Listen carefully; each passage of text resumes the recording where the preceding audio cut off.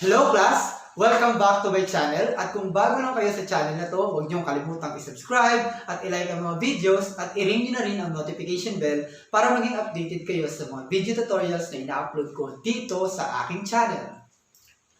So for today's lesson, ang pag-uusapan natin is how to factor the sum and difference of two cubes. So but before we factor the sum and difference of two cubes, alamin muna natin kung saan ba nanggagaling yung sum and difference of two cubes. So here are the examples. So we have here a plus 2 times a squared minus 2a plus 4. So we're going to multiply that given. Pero bago natin i-multiply, tignan muna natin yung relationship ng bawat term dun sa given.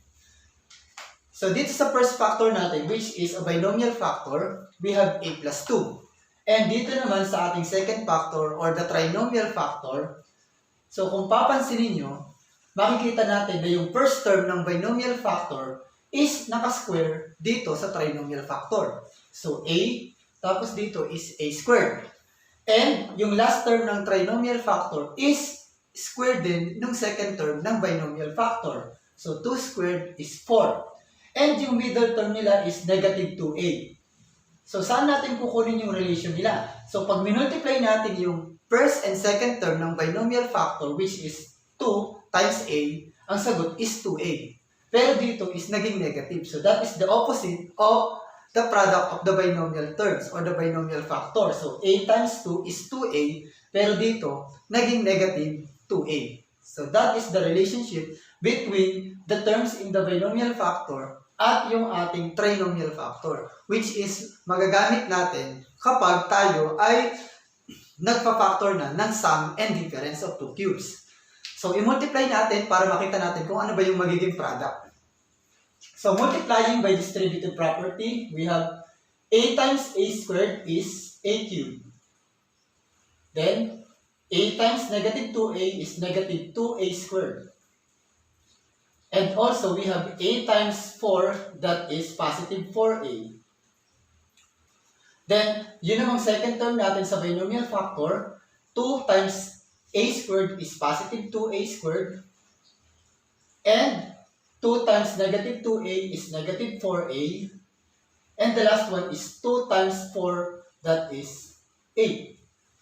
So, after nating ma-distribute yung binomial factor dun sa trinomial factor, tignan na natin kung merong mga pwedeng pagsamahin. So, the similar terms are negative 2a squared, 2a squared. So, since parehas sila pero magkaiba ng sign, that means makakancel na natin siya. Ibig sabihin, 0 yung magiging sagot pag pinag-add natin. And we have also here positive 4a and negative 4a. So, cancel na rin siya since pareho siya ng term pero magkaiba lang ng sign. So, ano na lang yung natira?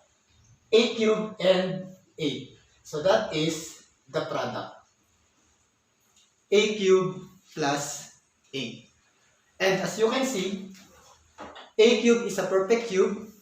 8 is also a perfect cube. So we can say that this is the sum of two cubes. So yung sum ng two cubes is makukuha natin kapag ganito yung relation ng binomial factor dun sa kanyang trinomial factor. So mamaya, papakita ko sa inyo kung paano tayo magpa-factor ng sum of two cubes. Pero bago yun, punta muna tayo sa second example. So, sa second example, tignan ulit natin yung relationship ng binomial factor dun sa trinomial factor. So, ang binomial factor natin is s minus 3. And our trinomial factor is s squared plus 3s plus 9. So, the first term in the trinomial factor is the square of the first term in the binomial factor. So, s naging s squared. And then, yung last term ng trinomial factor is the square of the second term in the binomial factor. So, negative 3 squared is positive 9. And also, yung product or yung middle term ng trinomial factor is the opposite of the sign of the product ng first and second term ng binomial factor. So, s times negative 3 is negative 3s. Pero dito, siya ay positive. So, yun yung relationship ng bawat terms.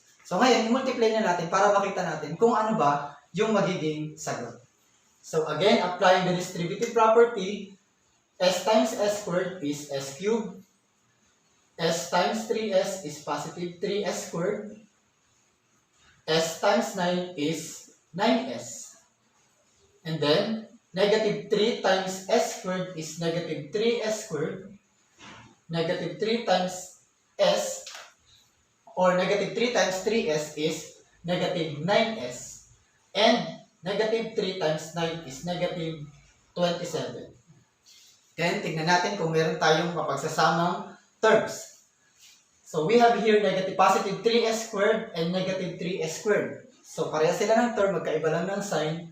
That means, 0 na yung sagot nila. So, cancelin na natin. Then, positive 9s and negative 9s, again, the same. Pero the same term, pero magkaiba ng sign. So, cancel na rin. So, ang natira is s cubed minus 27. So, therefore, this is what we call the difference of two cubes. Since s cubed is a perfect cube, and 27 is also a perfect cube. So, bakit ko tinuro yung pagkuha ng product gamit yung ganitong factor? So, it will be useful in factoring the sum and difference of two cubes. So, we're going to follow the relationship between the binomial factor and the trinomial factor. So, pag mag-factor na tayo ng sum and difference of two cubes, ganito yung magiging format niya. Isang binomial factor lang yung kailangan natin kunin at makukuha na natin yung trinomial factor. So, let's have this example. So, let's say we have a cubed minus a or plus a. So, ito yung given natin. Kailangan babalik natin siya dito sa given na to. So, to factor a cubed plus 8, what are we going to do is get the cube root of the first term and the second term. So, kunin muna natin yung binomial factor. So, getting the cube root of a cubed, we will have a plus the cube root of 8 is 2. And we have now the binomial factor. So, para naman makuha natin yung trinomial factor, dito na lang tayo magbe-base sa binomial factor. So again, ang relationship ng first term ng binomial factor sa first term ng trinomial factor is naka-squared lang. So i-square lang natin yung first term, which is a squared. And then i-multiply natin yung dalawa. A times 2 is 2a. Babalik ka rin natin yung sign. Magiging negative 2a. And yung last term ng ating factor, i-square lang natin yung second term ng binomial factor, which is 4. So, bumalik na tayo dito sa ating unang given. And that is how you factor the sum of two cubes. Kasi nga, sum addition siya and two cubes yung given. So, another example. So, we have x cubed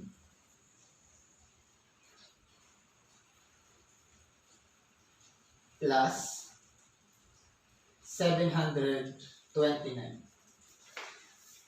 So again, x cubed plus 729 is the sum of two cubes. So following the pattern kung paano tayo mag-factor, ganun ulit gagawin natin. So we need to identify the binomial factor of the given. So identifying or determining the binomial factor, kunin nyo lang yung cube root ng bawat term. So the cube root of x cubed is x plus the cube root of 729 is 9.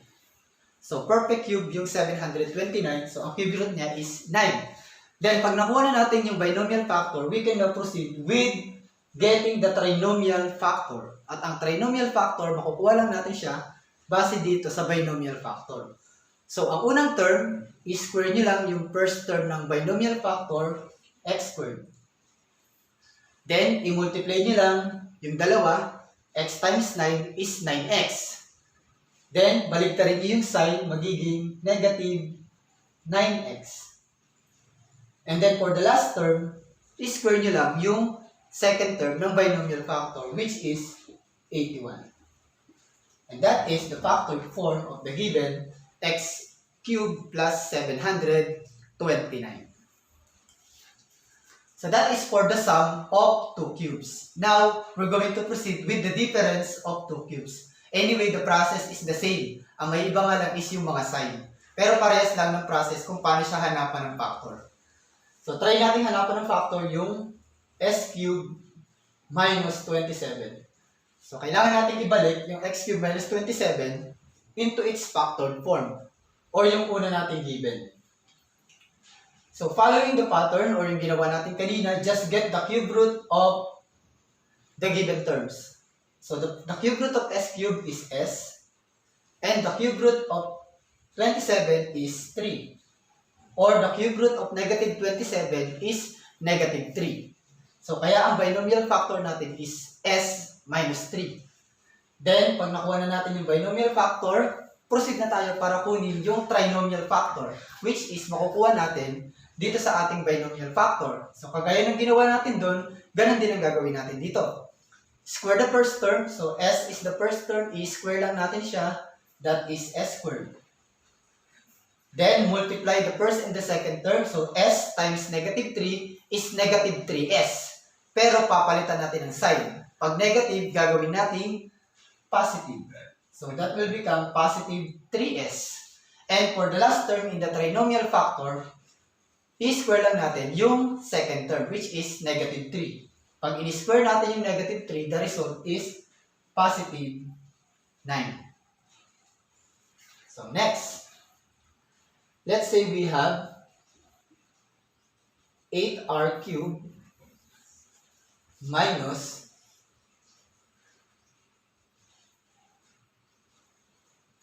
64. So, 8r cubed minus 64.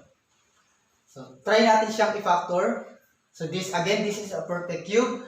Pero, pwede nyo siyang i-simplify muna. Since 8 and 64 are both divisible by 8, pwede natin siyang kuhanan ng common monomial factor. So, ang common monomial factor niya is 8. So, pag nilabas natin yung 8, ang matitira dito is r cubed. And 64 divided by 8 is negative 8. Saka tayo mag-factor pag na-simplify na natin. So, tingnan natin kung siya ay perfect cube. So, r cube is a perfect cube number. 8 is also a perfect cube number. So, pwede natin gamitin yung ating process. So, factoring, we have 8 kasi yun yung common monomial factor. And then, get the binomial factor of the given r cubed minus 8. So, the square root of r cubed is r.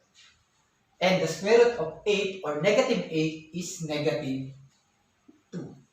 So, meron na tayong binomial factor. Let us now proceed with getting the trinomial factor. So, getting the trinomial factor, dito lang tayo titingin sa binomial. So, square the first term, that is r squared.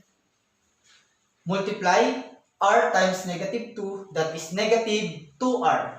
Pero pag ilalagay natin siya dito, papalitan natin ang sign. So, since negative 2r siya, gagawin natin plus 2r. And for the last factor, or for the last term in the trinomial factor, square lang natin yung second term. Negative 2 square is positive 4. And this is the factored form of the given. And that is how to factor the sum and difference of two cubes.